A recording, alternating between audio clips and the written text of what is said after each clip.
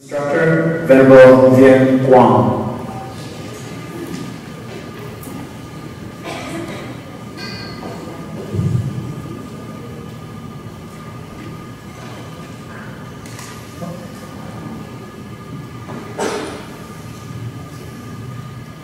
Dear most reverends, monks, nuns, and dear respected community, today I'd like to share with you just a simple method of meditation.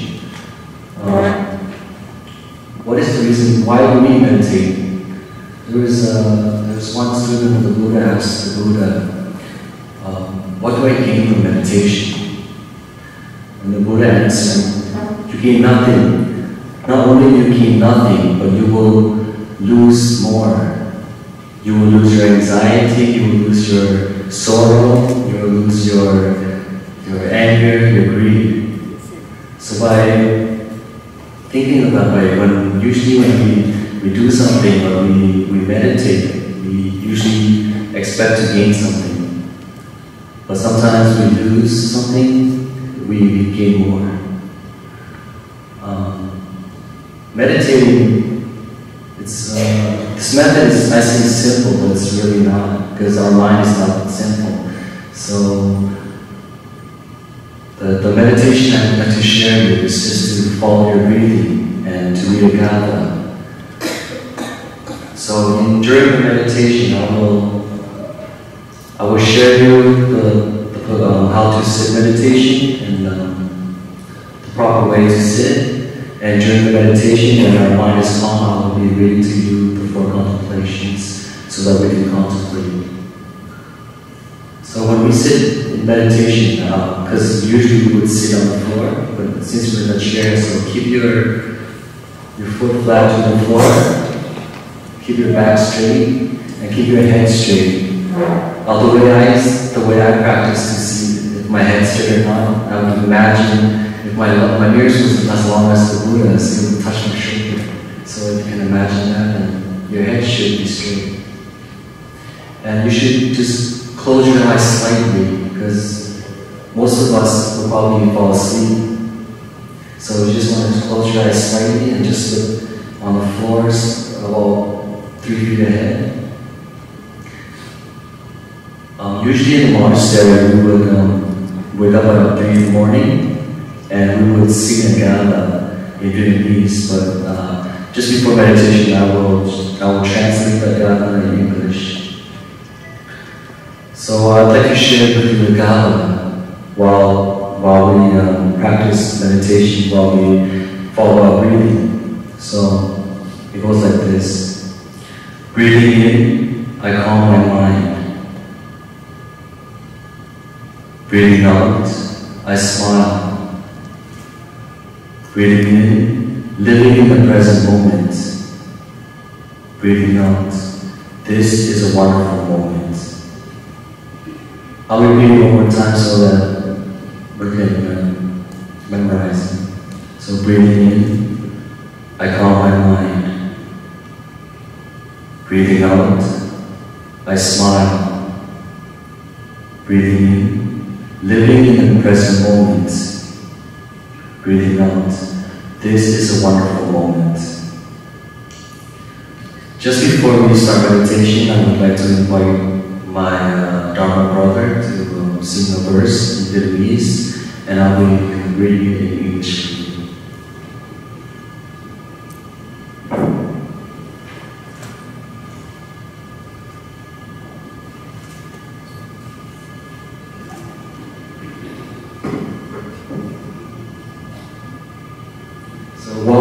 Have you memorized the gatha, or would you like me to repeat it one more time? Maybe one more time? Okay. So breathing in.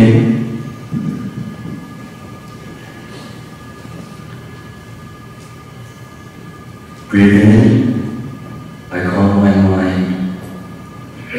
Breathing out, I smile. Breathing in, living in the present moment. Breathing out, this is a wonderful moment. Okay, now I'd like to invite my Dharma brother to sing the verse in Vietnamese, and I'll be reading to you in English.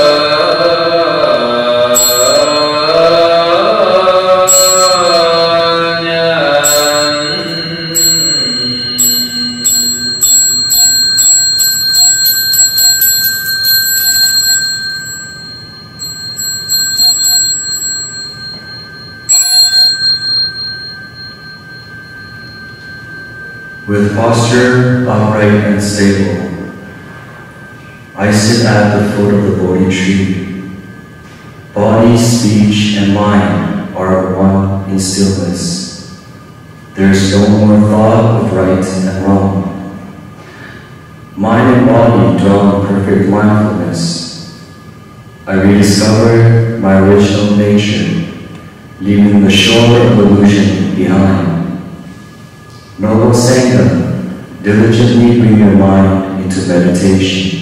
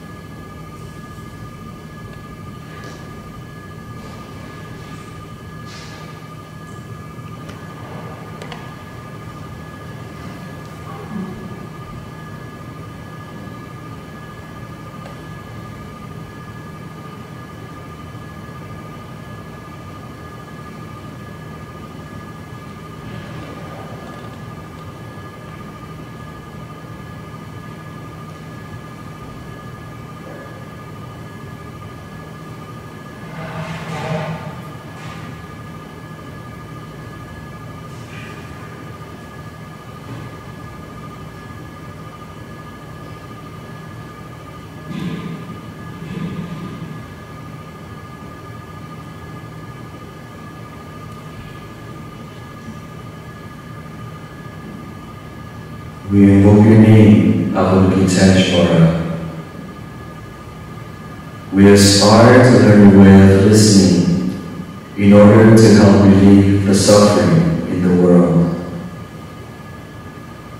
You know how to listen in order to understand. We invoke your name in order to practice listening with all our attention and open-heartedness. We will sit and listen without any prejudice.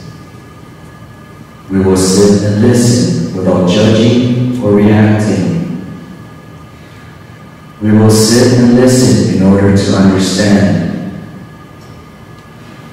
We will sit and listen so attentively that we will be able to hear what the other person is saying and also what's being left unsaid.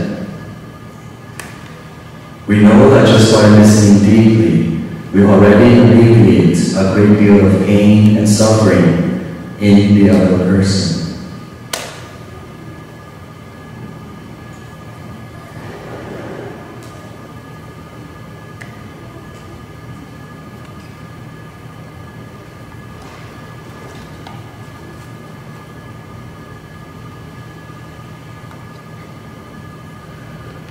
We invoke your name, Manjushri.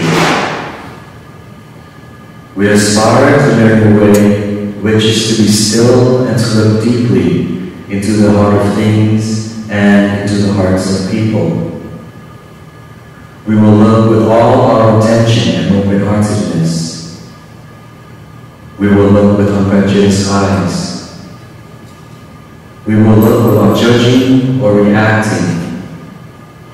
We will look deeply so that we will be able to see and understand the roots of suffering through the impermanence and selfless nature of all that is. We will practice your way of using sort of understanding to cut through the bonds of suffering, thus freeing ourselves and other species.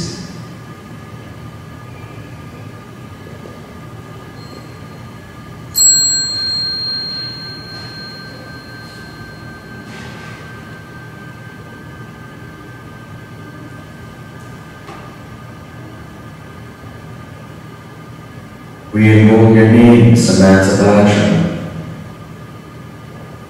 We aspire to practice your vow, to act with the eyes and heart of compassion, to bring joy to one person in the morning, and to ease the pain of one person in the afternoon. We know that happiness of others is our own happiness, and we aspire to practice joy on the path of service. We know that every word, every look, every action, and every smile can bring happiness to others. We know that if we practice wholeheartedly, we ourselves may become an innocent.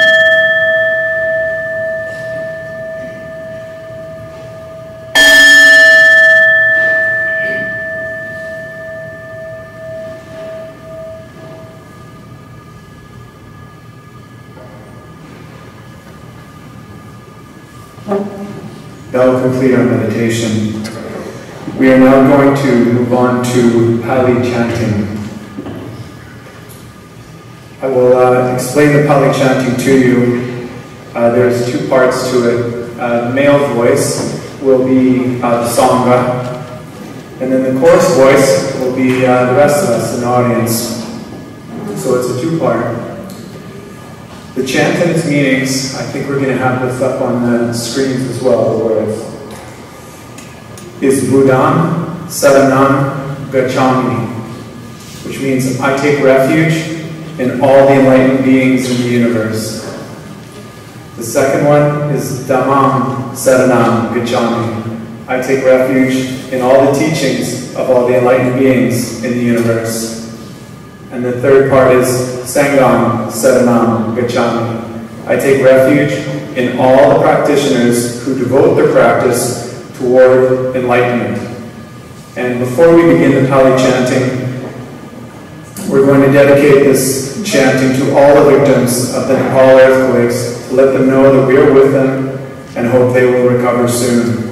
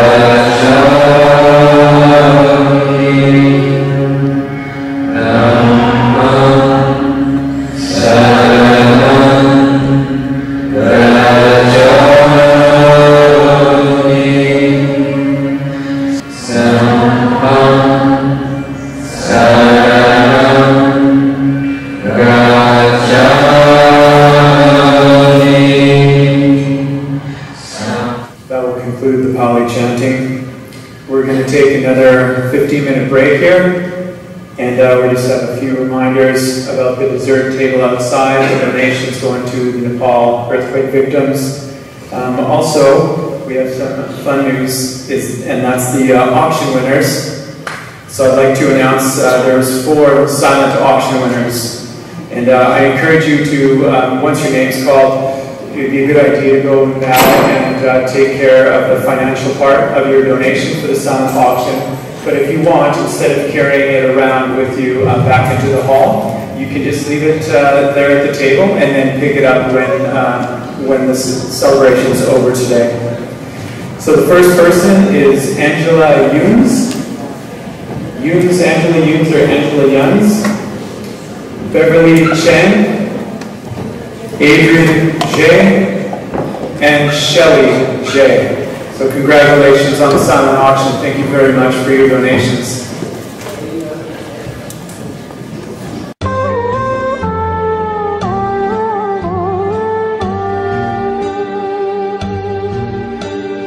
Nam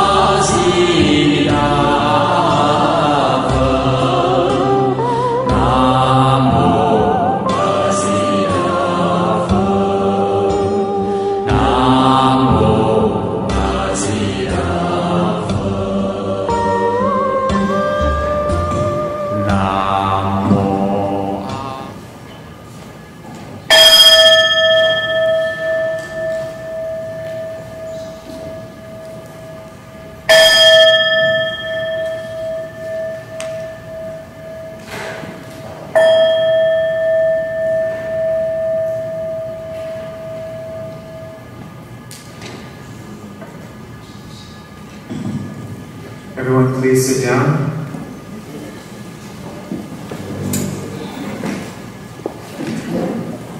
We're going to have 5 speakers on stage right now.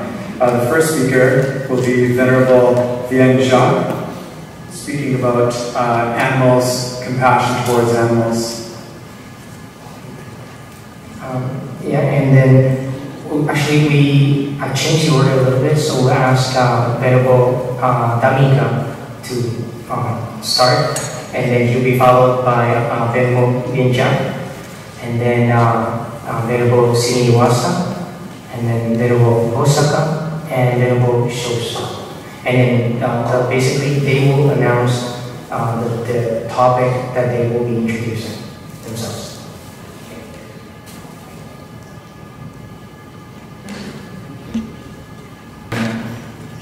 Dear Venerable Mahasangha, including monks and nuns and dear friends, devotees. Today we are having a very beautiful meeting or conference. Now we are going to have our panel discussions on 2 different topics. First of all, I would like to talk about how to create a world peace through our own inner peace. Inner peace, what it is? Inner peace created by our own mind and thoughts. Before talking about world peace, of course just we have to talk about our own peace in our mind.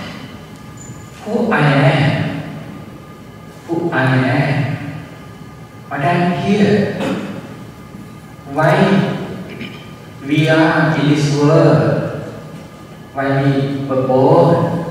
There are lots of questions today people are asking themselves. Of course, who I am? Just ask yourself. What is the language we are going to speak about when we talk about I, the concept of I? Just we are thinking about my integrity, my ownership, my identity. There are lots of meaning of the concept of I. Can I ask a question, please? Can I ask a question? Why there are lots of patients are suffering all over the world?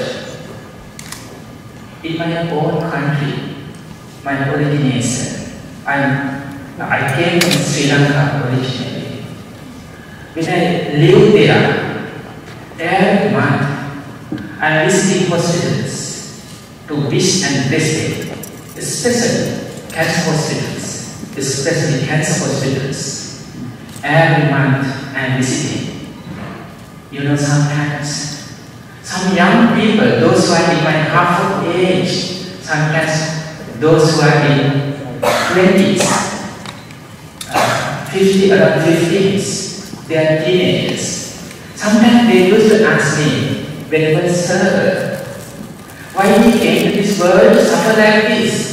It's like someone is going to cut my body with a sharp knife. I can't bear up, Venerable Sir, this kind of pain and sorrow.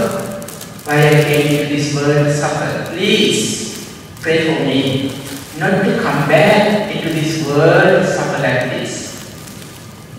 I'm asking you, when we use the concept of I, if I have my own ownership, why am I going to, have pain and sorrow like this?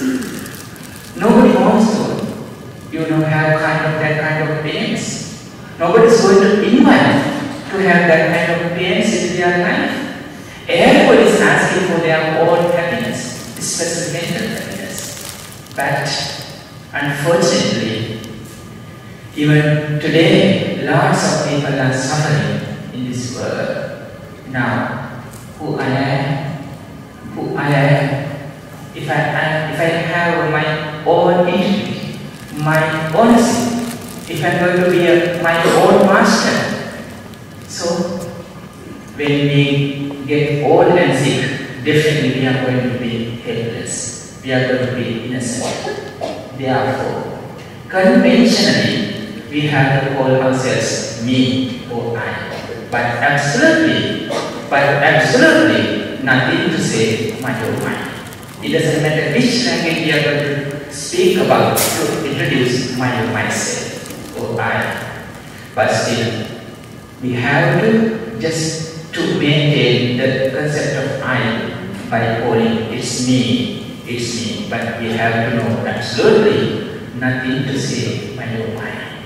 When we get sick and old, definitely we are going to be innocent and become helpless. Therefore, we have to talk to ourselves. I have to talk to myself. Every moment, each moment, I'm losing my energy. I'm losing my time in this world. Therefore, I have to respect everybody. Though conventionally we are going to call myself, but absolutely nothing to say my own mind. That means, according to the Buddha's normal word, is anicca in Pali. Anicca means impermanency. You may put different words on that: unsatisfactoriness, distress, stress, depression. There are so many words, but still, it's anicca. That means impermanency. Each moment, just we are losing our time, our mental and physical energy. Therefore, I have to know, transient are all component things in this world. Transient are all component things, including myself, including my loved ones. It doesn't matter how much I love. It doesn't matter how much I love myself. It doesn't matter how much we love each other, but still we are, changing. We are having constant changes in our life, with our bodies. By knowing this truth, just I have to create loving kindness. We call it as metta. The Buddha's word is in Pali is metta, loving kindness. It's not completely love, L-O-V-E. It's not completely love. Love is kind of selfish. Is it true? Love is kind of selfish. People used to say, I love you as long as you love me. Otherwise, mind your own business. I love you as long as you love me. Otherwise, go away. You see? But when we spread metta or loving kindness without asking for anything in return, we are supposed to spread loving kindness. Your thoughts is coming from the bottom of the heart.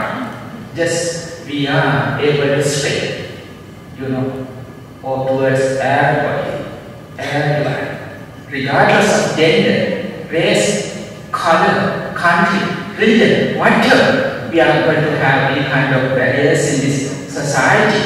Just we are supposed to spread those kind of pure thoughts we call as metta, loving kindness.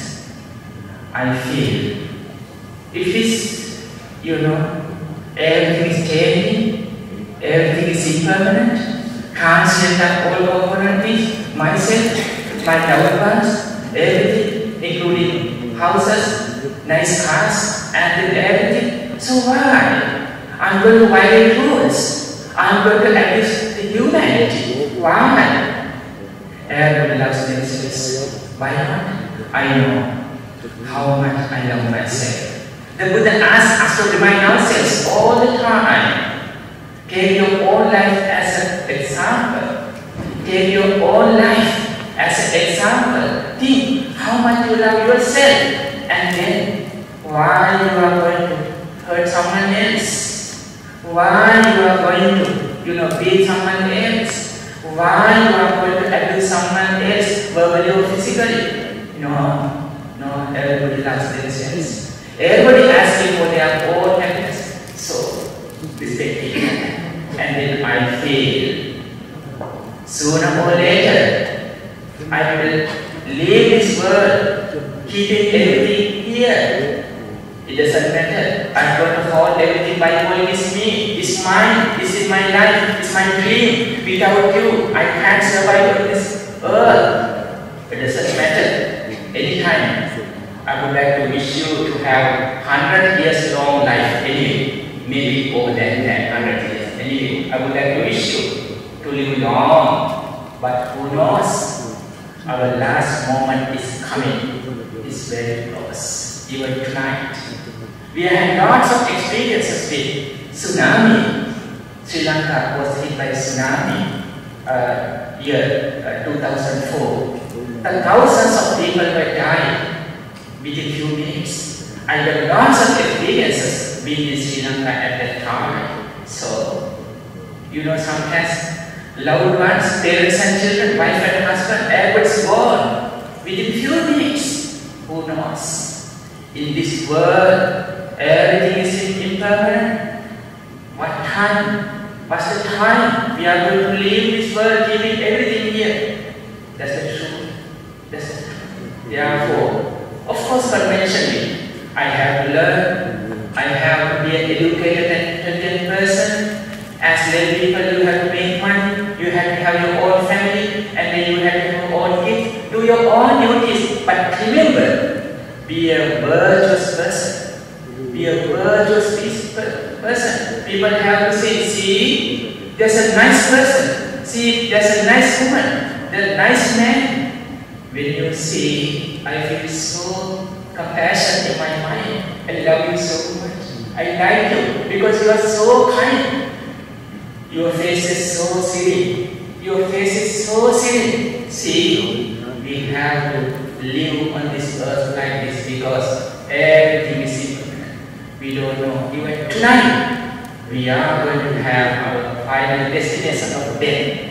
Therefore, living in this present moment, I have to talk to my own heart. Yes, be a good person. Just we have to respect humane feelings of love and compassion, and then I feel, of course, yes, everything is impermanent.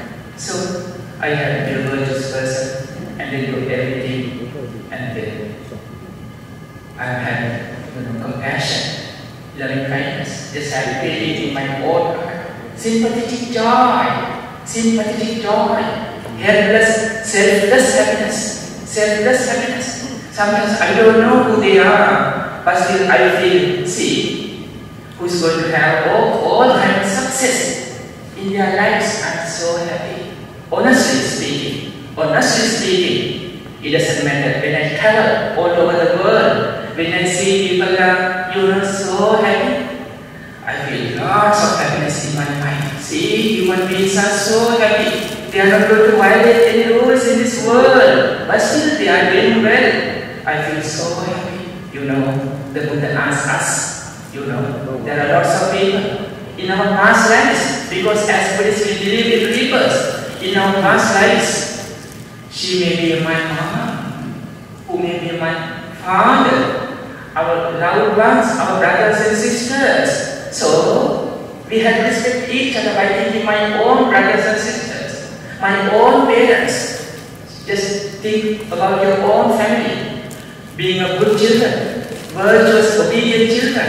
You don't want to see your parents are going to be suffered by any sicknesses or disease. Like that. I don't want to see anyone is going to cry here because of pain and sorrow in your mind or in your body. I have to talk to myself, my heart. Yes, I love myself. I have to respect each other, my own family members and loved ones. And then, when we get together, we feel we are under one umbrella. We are in one family. We respect each other. We don't feel any kind of differences between us, you and me, because we are same. We are equal. We love each other. And then the world is, going to be so peaceful. It's so beautiful because of the Buddha is in my heart. The Buddha is nothing but compassion and wisdom. I would like to ask you, always just take your own life as an example. Ask yourself, how much I love myself. Everybody loves themselves, therefore we have to respect each other. I do not harm or hurt. I don't make them unhappy because I love myself. I love myself. I have respect. They are my own loved ones. See, it's there. The Buddha's teachings are there. So just think about that. I would like to, ask other members to continue their talk. Yeah. Thank you. And Major to speak. Yes. Dear the most venerable monks and nuns, dear ladies and gentlemen, lay people, in Sangha, one Sangha ordered you to do something, you have no right to refuse. You have to obey. So today, Sangha requests me to share about the compassion for animals.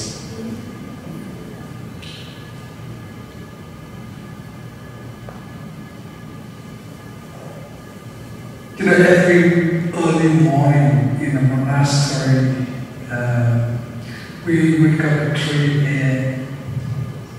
and meditate and we chant. In the chanting, there's a saying of there's a vow of Ananda. Ananda is one of Buddha's disciple. And he vowed, he can vow in front of Buddha and Sangha that he promised not to go to the Nirvana. He wants to be the last one to enter to Nirvana because there are countless of beings still drowned in the ocean of pain, ocean of sorrow, or ocean of suffering. We are included. We think that we are human, but to me, our nature not much different from the nature of animals. Don't you think so? We scare being hurt. The animals have started swimming as well. The animals understand. They have their own language. They have their own communication.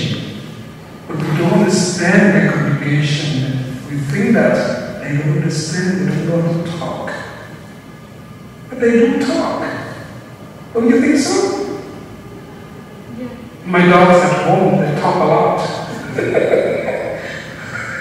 Asking for many things. So with that, in wisdom, because of a love and uncountable, countless beings still drowning in an ocean of pain, of sorrow, of suffering.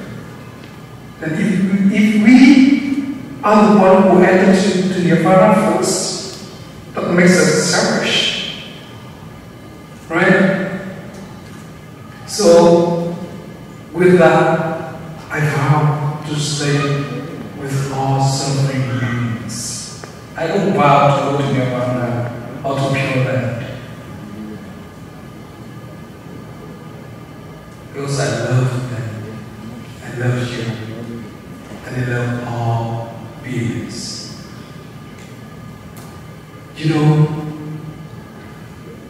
Look at our body. How many chickens have died to nourish our body? How many pork, how many pigs, cow, fish, deer, birds, snakes, dog, cats. We eat them all. Just to satisfy what we desire for. Not what our body needs, but what our tongue desires. And we create a lot of pain for this world. We don't have this world to stop pain. So as a children of the Buddha, from now on, I and you, we should practice not to hurt any being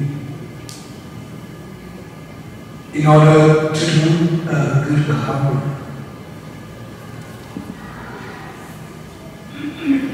Do you agree with me? Hello?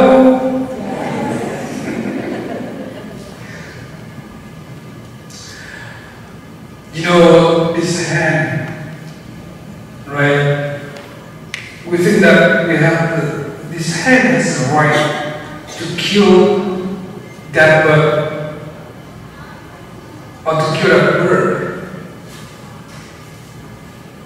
because no one is protecting them.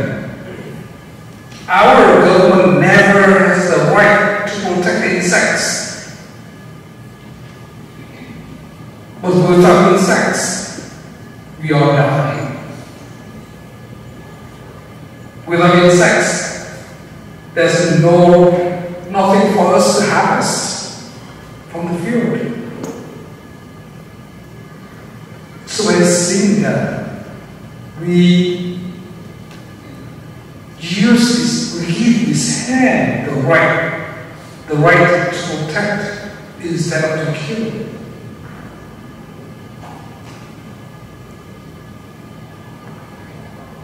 You know, the animal, when they kill someone or some other animal, they just kill for meat, they kill for food. But as a human, we kill for what? We don't kill for food only. We kill for what? For money, right? For company, for car, for house, for etc., for many things. That we kill a lot of other animals and other beings. How evil we are.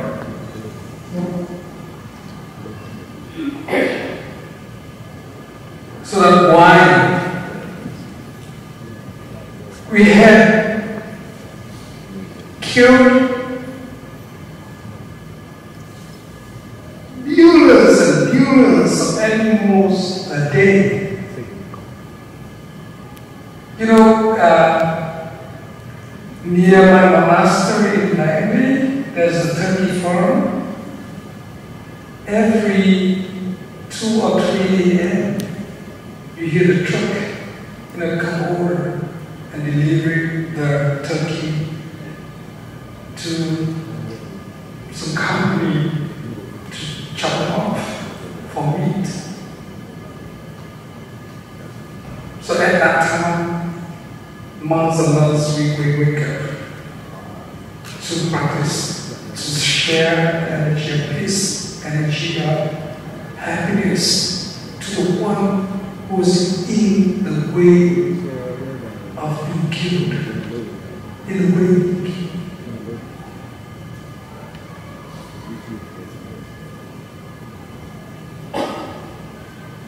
Sometimes we say that we're human. We have a good heart. Right? If someone said, oh, you have a bad heart. No. I have a heart. But sometimes, our heart is so narrow that some animal cannot survive in our heart. I always share with my disciples, with my students. I said, to be a monk or to be a nun, that to know how to enlarge your heart, how to make your heart bigger, in order to be a shelter for all the beings.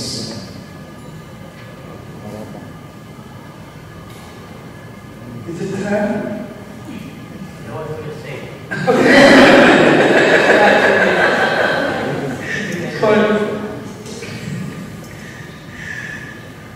you know, so with that, because with the limited time, I can share a lot of how to live about the cause and effect by hurting animals or by loving animals. What we get from killing, what we get from not killing or protecting. One day there's a guy in Victoria, he came to me and he vowed to take a refuge in Buddha and Sangha, and he received 5 wonderful precepts in which there's a first precept that not to kill. Once he got home, he said, Tifon is tired. What can I do with my garden? All the wolves attacking, killing, hurting my vegetable garden. What can I do with those? Before, I didn't take precepts, I just read it. And now I never took precepts. What can I do now? I said, Marcus, Essence Marcus. I said, Marcus, without a garden, as you would garden? I said, no. So donate it. Donate your garden to the worms. They need more than you need. Right? Offer the garden to the worms. Because we have a lot of food, all the foods in the fridge. They have only that vegetable in the garden. We have a lot of the other variety of food, right? So with that, share love, share our energy, even our blood, to protect all the beings who is in a suffering and pain, in order to have this world day by day better and happier. Thank you very much for your listening. Thank you.